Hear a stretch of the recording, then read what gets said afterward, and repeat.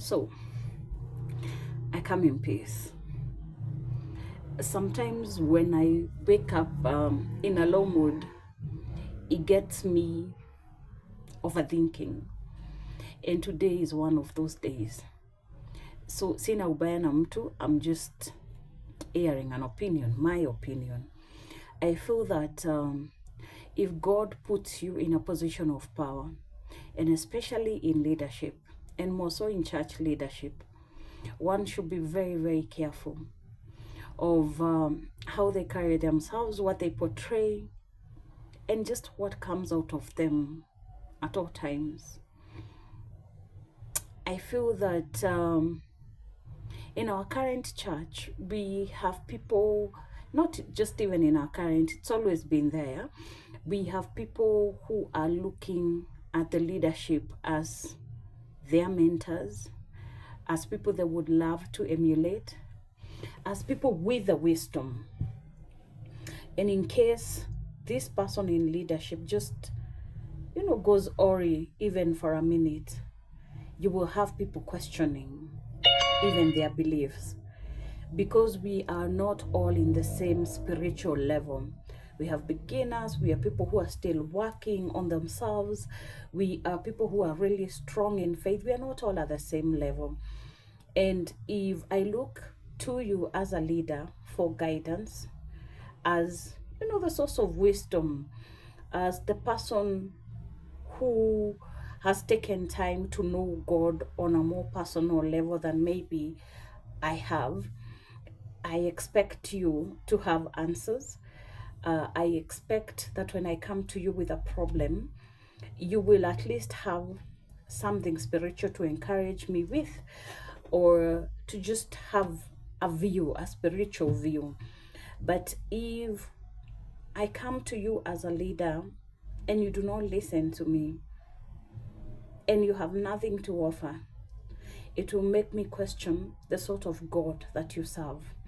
And that is why you will hear some people sometimes saying, for a minute, I lost my connection with God. Because maybe at that point, they had pegged their knowledge of God through the person put in power. The way they speak to them, the way they preach to them, the way they present God to them. So you as a leader, if you make that massive mistake of just presenting God in the wrong way, then it means you have totally messed up this person or a couple of more people who believe in the God that you serve. I believe that our actions, the words that come out of our mouth, should correlate with the positions that we've been given.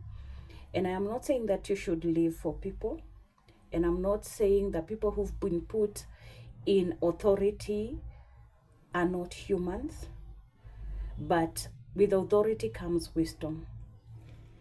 With leadership comes wisdom. A lot of prayer, a lot of study, a lot of reflection equals to wisdom on how to lead God's people.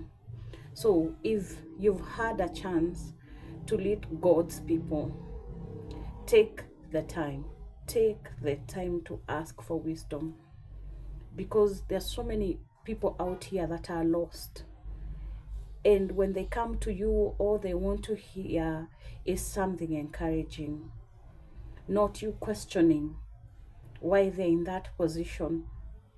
First of all, they just want a safe space, and as a leader, if you cannot offer that safe space, then you're in the wrong field of work. And if that is not your calling,